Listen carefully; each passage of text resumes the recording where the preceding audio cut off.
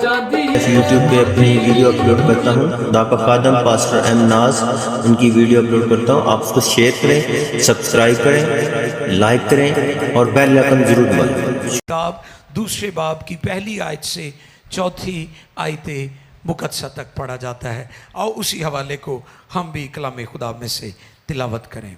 तिलावत को सुनेंगे।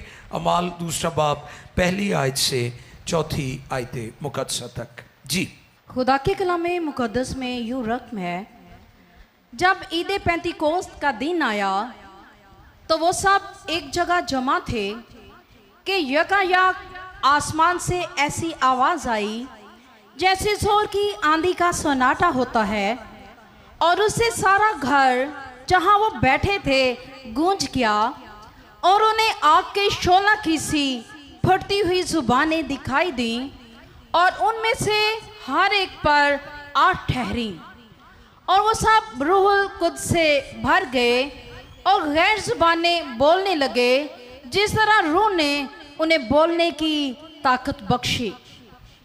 मुकद्दस कलाम के पढ़े, सुने, समझे और कबूल किए जाने पर खुदावंद की बरकत। सब कहें आमीन, हालेलुया। यहूदी, मसीही और ईद पेंतिकोस्त, ये आज के पैगाम का उन्वान है। मुकद्दस मूसा ने खुदा के हुजूर ये इल्तिजा की थी, दरख्वास्त की थी कि काश सब नबी होते और खुदा का रूह सब पर नाजिल होता। ये मूसा की डिज़ायर थी, दुआ थी, दरख्वास्त थी, क्योंकि खुदा का रूह सब पर नाजिल नहीं होता था। ओल्ड टेस्टमेंट के अंदर नबियों पर, काहिनों पर, बादशाहों पर मखसूस औकात में खुदा का रूह आता था, फिर चला जाता था। तो मूसा ने खुदा के हुजूर ये दरख्वास्त की थी कि खुदा तेरा रूह सब पर नाजिल हो। हालेलुया। और फिर यसाया की मार्फत खुदा का कलाम है कि मैं बेगाना जुबान में इनसे बातें करूंगा। हालेलुया। ਜਿਹੜੇ ਕਹਿੰਦੇ ਨੇ ਜੀ ਉਦੋਂ ਬੋਲਣ ਦੇ ਸਨ ਤੇ ਸਾਰੇ ਹੀ ਸਮਝਣ ਦੇ ਸਨ। ਟ੍ਰਿਕ ਵੇਖੋ ਲੋਕਾਂ ਨੂੰ ਹਲਾਉਣ ਦਾ ਕਿ ਜਦੋਂ ਈਦ ਪੈਂਤੀਕੋਸਤ ਦੇ ਦਿਨ ਰੂਹੁਲ ਕੁਦਸ ਨਾਜ਼ਲ ਹੋਇਆ ਤੇ ਉਹ ਜ਼ੁਬਾਨਾਂ ਬੋਲ ਰਹੇ ਸੀ, ਤੇ ਉੱਥੇ ਜਿਹੜੀਆਂ 15 ਮੁਲਕਾਂ ਦੇ ਲੋਕ ਸਨ, ਉਹ ਕਿਉਂਕਿ ਉਹਨਾਂ ਨੂੰ ਪਤਾ ਸੀ ਸਾਰੇ ਗਲੀਲੀ ਨੇ ਤੇ ਗਲੀਲੀ ਇੱਕੋ ਹੀ ਜ਼ੁਬਾਨ ਬੋਲਦੇ ਨੇ, तो वो हैरान थे कि ये हमारी बोली बोल रहे हैं। तो यही नुक्ता उठा के जो नकाद है, जो मुखालफत करने वाले हैं, जो नफरत या तासुब की ऐनक लगाकर बात करते हैं, वो ये नुक्ता उठाते हैं कि वहाँ पर तो सबको समझ आ रही थी मेरे अजीज़ों, वो यसाया की बात पूरी हो रही थी कि मैं दुनिया और कौमों से बेगाना ज़ुबान में बात करूँगा, कलाम करूँगा। और वहाँ ये मौजज़ा हुआ कि सारे समझ आ रही सी, और उन्होंने कौमां नूं यसू दी खुशखबरी पतरस ने सुनाई। 3000 ने बपतिस्मा ले लिया तो पूरी दुनिया च अंजील फैल गई। ये मौजज़ा था वहाँ पर।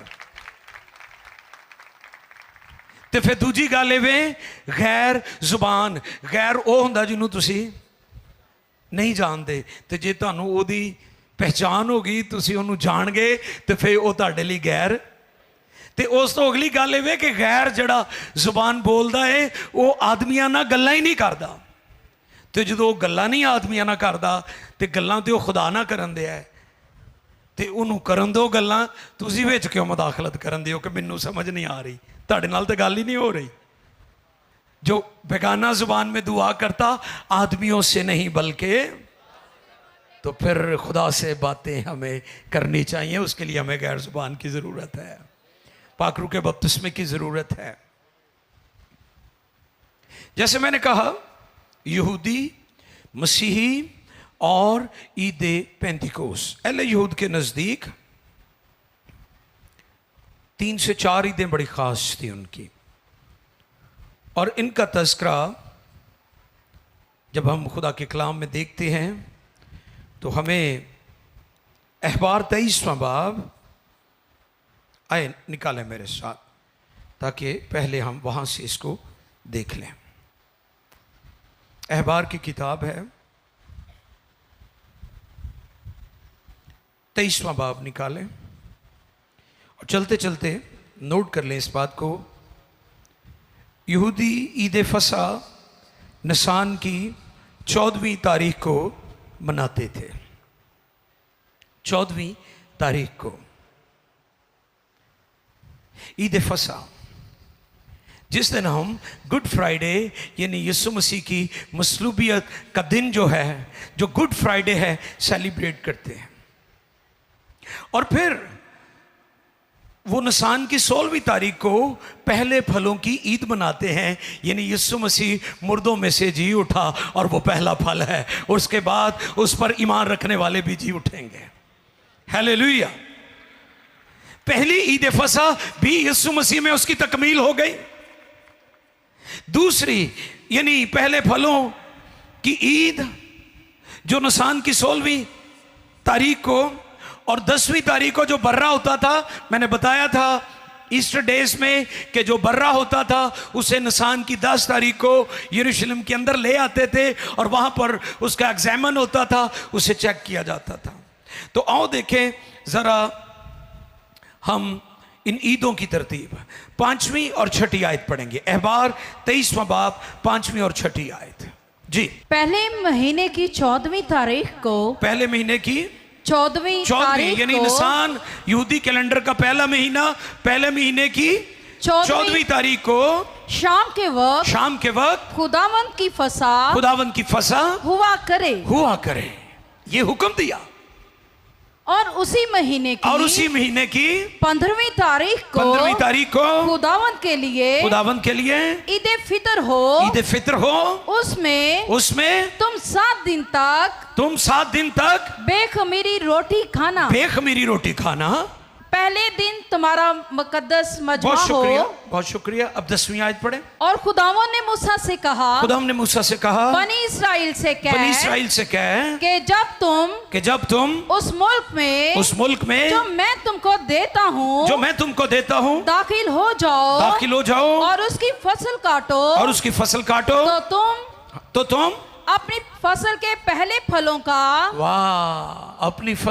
पहले फलों का एक पूला काहीन के पास लाना और वो उसे खुदावंद के हुजूर हलाए ताकि वो तुम्हारी तरफ से मकबूल हो। और काहीन उसे सब्बत के दूसरे दिन, हाँ जी, सब्बत के दूसरे दिन सुबह को हलाए।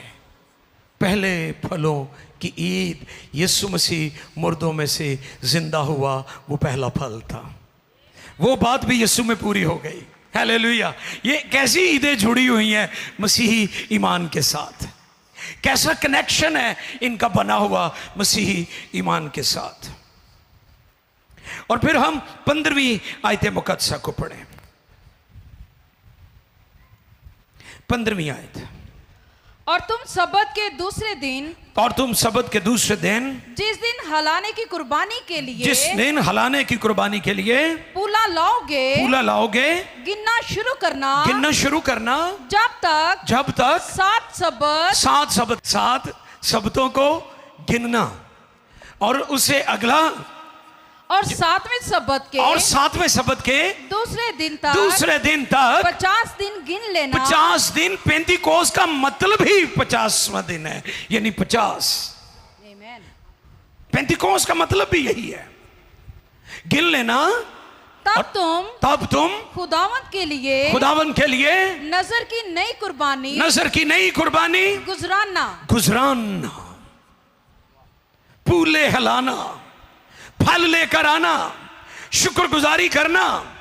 फलों की ईद, शुक्रगुजारी की ईद, फसल की कटाई की ईद, यानी बनी इस्राएल खुदा की शुक्रगुजारी करते थे कि ऐ खुदा तूने हमें जमीन दी, ऐ खुदा तूने हमें पानी दिया, ऐ खुदा तूने हमें फल दिया। सो हम तेरी शुक्रगुजारी करते हैं, ऑनर करते हैं, हम पहले फल से तेरी ताज़ीम करते हैं। ये ईदों का सिलसिला था और ये ईदें मसीही ईमान के साथ कनेक्टेड है, जुड़ी हुई है और इनकी तकमील यीशु मसीह में पूरी हुई है। पेंटिकोस, अभी जो हवाला तिलावत किया गया है उसमें लिखा है जब ईद पेंटिकोस का दिन आया, द डे ऑफ पेंटिकोस्ट, यानी the day of church. Hallelujah. ये कौन सा दिन है? ये चर्च का दिन है। हालेलुया। ये चर्च के जन्म का दिन है। आज हम चर्च की बर्थडे सेलिब्रेट कर रहे हैं। आज चर्च का हैप्पी बर्थडे है। हम हैप्पी बर्थडे कर रहे हैं। गो चर्च का मालिक यीशु है। चर्च यीशु के लहू से खरीदा गया है, लेकिन चर्च को जो तहरीक और जिंदगी मिली है, जो जैसे मैंने इबादत में जुमे वाले दिन बताया था कि यीशु मसीह जैसे ही ऊपर आसमान पर पहुंचे हैं ना, लैंड किया है बाप के पास, जैसे ही खुदावंद यीशु मसीह बाप के पास पहुंचे हैं तो शागिर्दां दा उत्ते चुके कॉल मिली हुई सी, दुआ च जो ठहरे हुए सी 10 दिन तक, ते उतों SMS आ गया कि खुदावंद पहुंच गए ने, लो रुल कुद्स ले लो। उत्थे रुल कुद्स नाज़िल होया ते वो ज़बानां बोलना शुरू हो गए। यानी यीशु मसीह ऊपर जब पहुंच गए हैं तो फिर SMS आ गया शागिर्दों को कि खुदावंद ऊपर पहुंच गए, क्योंकि उसने कहा था मेरा जाना तुम्हारे लिए फायदामंद है। Day of Pentecost, day of church, day of the Lord, day of the salvation. और मैं बारहा ये बात बता चुका हूं कि दुनिया की पहली बेदारी का आगाज किसी बड़ी ग्राउंड से, किसी बड़े मजमे से, किसी बड़े चर्च से, किसी कैथीड्रल से, किसी अजीमुल शान बिल्डिंग से नहीं हुआ। एक सादा सा बाला खाना था, अपर रूम था, जिसमें बड़े ईमान और सादगी के साथ 120 की जमात दुआ में ठहरी हुई थी और वहां पर रुल कुद्स का नज़ूल हुआ और इस बेदारी का आगाज वहां से हुआ। और कलाम फरमाता है कि उससे सारा घर गूंज गया। वाह, सारा घर, शोर था, बेचैनी नहीं थी। शोर था, बेचैनी। नियाणे खप पान ना ते माई कहती आहिस्ता करो, मेरा दिल घबरान दिया है, ਉਹ मेरे दिल ਨੂੰ कुछ होंदे आ, आहिस्ता करो गल्ला। लेकिन जिस दिन रुल कुद्स नाज़िल होया है उस दिन इस तरह नहीं होया। उस दिन बड़ी खुशी सी, बड़ी ताजगी सी, बड़ा इत्मीनान सी, बड़ा पीस सी। ते कई लोगों को यह भी प्रॉब्लम है कि तुसी उच्ची दुआ क्यों कर रहे हो, शोर क्यों हो रहा है। वहां शोर था लेकिन बेचैनी नहीं थी। सब लोगों की तवज्जो उनकी तरफ लग गई। 5वीं आयत पढ़े,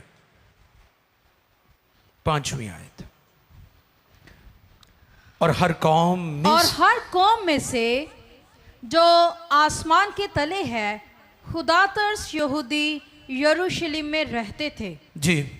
जब ये आवाज आई, हाँ जी, तो भीड़ लग गई और लोग दंग हो गए क्योंकि हर एक को यही सुनाई देता था कि ये मेरी ही बोली बोल रहे हैं। और और वो सब हैरान और मुतअज्जब हुए और मुतअज्जब हुए होकर कहने लगे, और कहने लगे, देखो देखो ये बोलने वाले क्या सब गलीली नहीं? क्या सब गलीली नहीं? फिर क्यों कर हम में से हर एक अपने अपने वतन की बोली सुनता है। रुल कुद्स के आ जाने से वो शागिर्दों की जमात जिनको यहूदियों ने, लोगों ने बिद्दत कहकर साइड पे कर दिया था, उनसे नफरत करते थे, उनको बुरा भला कहते थे, तरह तरह की जुबानें और इल्जामात और तरह तरह के बुरे अल्फाज उनके लिए इस्तेमाल करते थे। अब वही जमात कौमों के लिए, यहूदियों के लिए, दुनिया के लिए तवज्जो का मरकज बन चुकी है। और ये काम खुदा का पाक रूह करता है कि आप लोगों की तवज्जो का मरकज बन जाते हैं।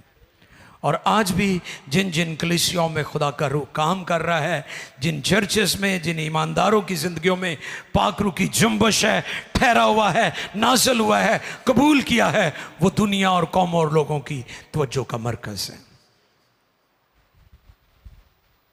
इसलिए वहाँ पर शोर था, बेचैनी नहीं थी।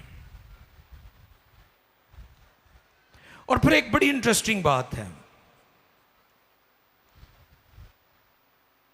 तीसरी आयत पढ़े,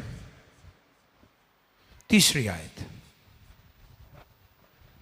और उन्हें आग के शोला की सी फटती हुई जुबानें दिखाई दी और उनमें से हर एक पर आ ठहरी। जुबानें दिखाई दी। जुबानें तो सुनाई देती हैं। जुबान किस बात के लिए होती, बताएं मुझे? दुखाने के लिए, दिखाने के लिए, या सुनाने के लिए होती है? सुनाने के लिए होती है। ऐ काट के बहान लेनी होती। इस जगह पर लिखा है उन्हें दिखाई दी। इससे मुराद उन्होंने महसूस किया, उन्होंने फील किया। और अगली बात जो मैं कहना चाहता हूं, इस जगह पर जो काम हुआ है वो ये हुआ है कि जुबानें उनके सर के ऊपर नहीं ठहरी, जुबानें उनके हाथों पर नहीं ठहरी, जुबानें उनकी टांगों पर नहीं आई, जुबानें उनकी जुबानों पर आई हैं। क्योंकि जुबान जुबान पर ही आती है। उनकी जुबानों पर आ गई और वो क्या करने लगे? बोलने लगे। और क्या? वो सब रूहुल कुद्दस से भर गए और गैर जुबानें बोलने लगे जिस तरह रूह ने उन्हें बोलने की ताकत बख्शी। आपको पता है कि जिस शख्स को कंट्रोल करना है आपने, उसकी जुबान को कंट्रोल किया जाता है। ते जे किसी दी जुबान कंट्रोल च आ जाए तो वह बंदा भी कंट्रोल च आ जाता है। अक्सर नहीं तुसी कहंदे तेरी जुबान ने तेनू दुनिया च जलील करवाना है, ये बड़ी वधी हुई है, इनू कंट्रोल च रख। मामा भी कहदियां ने मैं सुन रही हाँ, अपनी जुबान कंट्रोल च रख। ਇਹਦਾ ਕੀ मतलब है कि तेरी जुबान तेरे कंट्रोल च नहीं, क्योंकि जिसकी जुबान कंट्रोल में आ जाए वो भी कंट्रोल में आ जाता है। जिन्होंने जुबान पर काबू पा लिया है, इसको पतवार कहा गया है, जो बड़े बड़े जहाज़ों में होती है। ये छोटा सा उज़व है, अज़ू है ये। और इस उज़व को आप जब देखते हैं तो ये एक गोश्त का लोथड़ा है, लेकिन इसका काम बहुत बड़ा है। अब चर्च को दुनिया में गवाही के लिए खुदा ने इस्तेमाल करना था, तो खुदा ने चर्च ईमानदारों की जुबान को कंट्रोल में लिया। जिसको रूहुल कुद्स मिल जाता है वो खुदा के कंट्रोल में आ जाता है, वो खुदा की अथॉरिटी में आ जाता है, खुदा उसे ऑपरेट कर सकता है। तो जेड़ा पाकरू तो खाली है, फिर खुदा उन्हें कंट्रोल कितों करेगा? तो इसलिए भी पाकरू का बपतिस्मा ज़रूरी था, रूहुल कुद्स की कुव्वत की ज़रूरत थी, क्योंकि उन्होंने दुनिया में इंजील सुनानी थी। 13वीं आयत में लिखा है कि लोग ठट्ठा करने लगे, ठट्ठा करके कहते थे ये तो ताजा, और बाज ने ठट्ठा करके और कहा, बाज ने ठट्ठा करके कहा कि ये तो ताजा मैं के, ये तो ताजा मैं के नशे में है, मैं के नशा में है। नशा में है। हर शख्स का अपना नजरिया होता है, ते तुसी लोगों के नजरिए तो परेशान ना होया करो। अक्सर मुझे मेरी टीम, मेरे साथी मुझे कहते सर जी वो एतराज़ करन दे ने, ए गल ते ताड़ी ते एतराज़ कर रहे हैं। तो मैं भाइयों को कहता हूँ अगर 100 लोग हमें सुन रहे हैं, 10 नहीं भी कबूल करेंगे तो हमें कोई प्रॉब्लम नहीं, 90 लोग हमारी बात को समझ रहे हैं, ते सारे ताड़ी गल समझणगे भी नहीं। इसलिए प्रीचर्स को, खादमों को मैं ये बात पैगाम के तौर पर, नसीहत के तौर पर कहना चाहता हूँ, आप खुदा का कलाम दिलेरी से सुनाया करें, परवाह ना करें कौन पसंद करता है कौन नहीं करता, क्योंकि सारे आपके चाहने वाले भी नहीं हैं दुनिया में, और ये हो भी नहीं सकता। और यही काम यहाँ पर भी हुआ, ठट्ठे कर रहे हैं, मजाक उड़ा रहे हैं, तहज़ीक कर रहे हैं, तजलील कर रहे हैं, ठट्ठे कर रहे हैं, इल्ज़ाम क्या दे रहे हैं, ये तो ताज़ा मैं के नशा में है, नशा कीता है। दुनिया रूहानी लोगों को नहीं समझती, रूहानी आदमी सब बातों को परख लेता है मगर खुद किसी से परखा। हन्ना जब दुआ कर रही थी, दलगीर थी, उसकी सौत उसे सताती थी, उसके बच्चे थे और हन्ना के नहीं थे, उसे चढ़ाती थी, हन्ना रोती थी, हैकल में जाती थी, कुर्बानियां गुजरानती थी। एक दिन उसके पास्टर ने उस पर इल्ज़ाम दिया कि तू नशे में है। तुसी ते लोकां दीयां गल्लां करदे, कई बार पास्टर नूं भी नहीं ताड़ी समझ आंदी, ते हन्ना दे पास्टर नूं भी समझ नहीं आई एली काहन नूं। हन्ना ने कहा तेरी लौंडी खबीस औरत नहीं है, मैं तो दिलगीर हूं, मैं तो अंदर से टूटी हुई हूं। काश लोग हन्ना की तरह दुआ करें, हन्ना का अंदाज अपनी जिंदगी में अपनाए जो खुदा को पसंद आ गया था। हमें हन्ना जैसे दुआया ईमानदारों की ज़रूरत है जो टूटे दिल के साथ ब्रोकन होकर दुआ में ठहरे। उन्होंने ठट्ठा उड़ाया, उनका मजाक, ठट्ठा। 2 ग्रुप थे, ठट्ठा करने वाले और संजीदा लोग। 2 तरह के ग्रुप थे। कौन कौन से? ठट्ठा करने वाले, ये हर जगह होते हैं। मैं आज जब ये देख रहा था तो मैं गौर कर रहा था कि जो संजीदा लोग होते हैं वो क्वेश्चन करते हैं, वो क्या करते हैं, और जो बेहुदा लोग होते हैं वो कमेंट करते हैं। वर्ड पर गौर करें, क्वेश्चन में और कमेंट में फर्क है। ठट्ठा करने वाले क्या करते हैं? कमेंट करते हैं, इल्जाम लाणगे ताड़े ते, हमले करनगे, इल्जाम तराशियां, आइडियोलॉजी बयान करनगे, तरह तरह दी थियोलॉजियां तुहानूं सुट्टणगे ताड़े उत्ते। लेकिन जो संजीदा लोग हैं, जो सीखने वाले लोग हैं, क्योंकि वहां पर गैर कौम भी थे और वहां पर यहूदी भी थे। एक ग्रुप ठट्ठा करने वाला था, उसकी मैंने कैटेगरी बनाई है बेहुदा ग्रुप, बेहुदा लोग। और दूसरा ग्रुप है संजीदा ग्रुप, जिन्हें कलाम की भूख और प्यास है, वो सीखना चाहते थे, वो जानना चाहते थे। पतरस ने फिर उनको दोनों तरह से सिखाया। एक ग्रुप को जो ठट्ठा करने वाला था, जो बेहुदा ग्रुप था, उसको जो आंसर किया वो लॉजिकल किया कि अभी दिन का पहर ही चढ़ा है, अभी तो पहला पहर है, हले तो दिन ही चढ़िया है, सुबह हुई है, हले तो काम शुरू होया, दुनिया ने काम कार करने ने, ये काम तो लोग रात के वक्त करते हैं। दूसरा ग्रुप इल्म इलाही को समझने वाला था, सीखने वाला था। उनको कहा ये बात वो है जो योएल नबी की मार्फत, हालेलुया। योएल की बाबत आज मैं देख रहा था, योएल का नाम बहुत खूबसूरत है। और उसका कंप्लीट नाम जो है, अगर आप नोट करना चाहें, योएल बिन फतूएल, ये उसका कंप्लीट नाम है।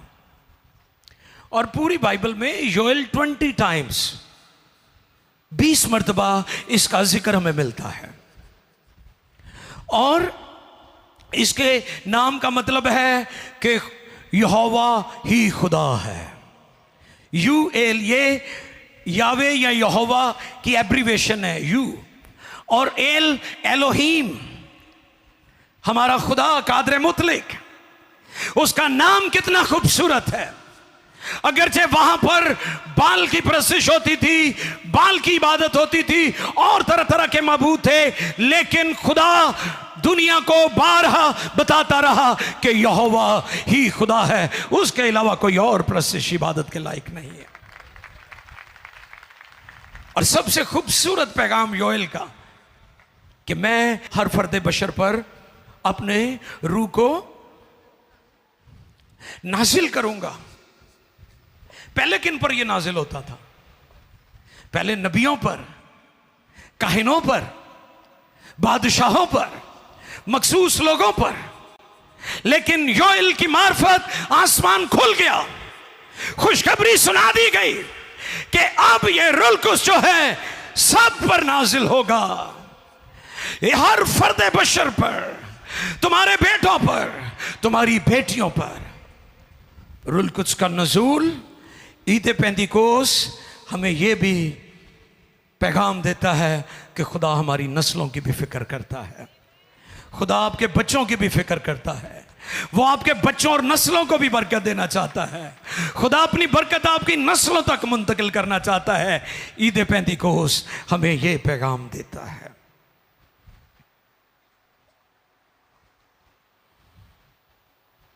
क्योंकि संजीदा लोग सीखते हैं, मैंने कहा संजीदा लोग क्वेश्चन करते हैं और बेहुदा लोग कमेंट्स करते हैं।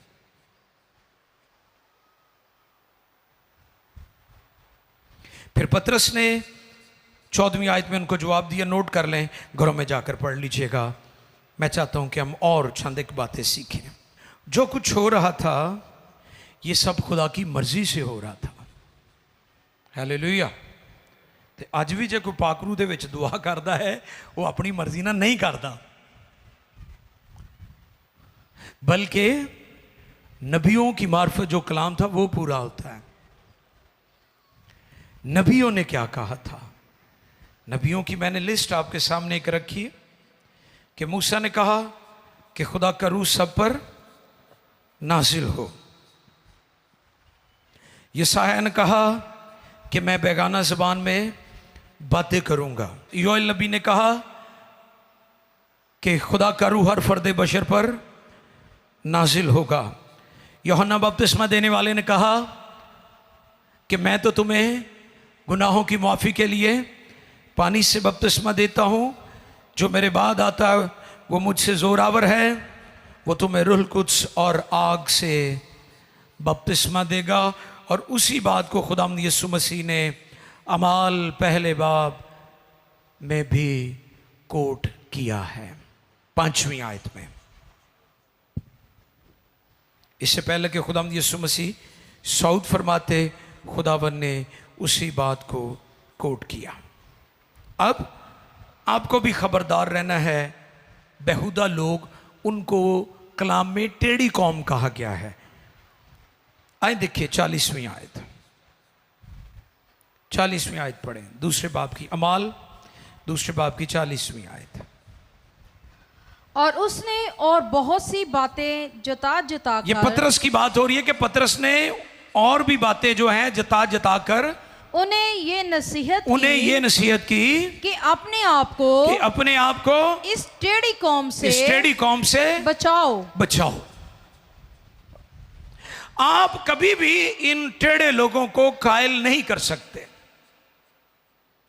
जो रूह कुद्स के बपतिस्मे के ईद पेंतिकोस के दिन के तजुर्बे के मुखालफीन हैं, आप कभी भी इनको कायल नहीं कर सकते। सो लिहाजा पतरस ने यहाँ पर यह तालीम दी और भी बहुत सारी बातें कही, लेकिन उनको फाइनली जो बात कही कि अपने आप को इस टेढ़ी कौम से, ये टेढ़े लोग हैं, ये सीखने वाले लोग नहीं हैं, ये आपकी भूल है, ये आपकी गलती है, ये आप गलत फहमी में है कि शायद ये सीखना चाहते हैं। ये सीखना नहीं चाहते। अगर ये सीखना चाहें तो ये क्वेश्चन करें। ये सीखते नहीं हैं, ये कमेंट करते हैं, ये कमेंट करते हैं। अपने आप को इस टेढ़ी कौम से।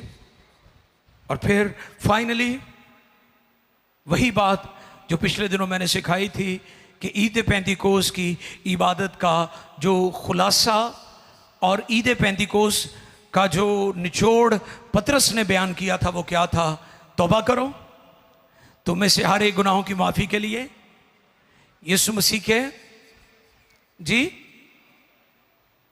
नाम से, पर नहीं, यीशु मसीह के नाम से।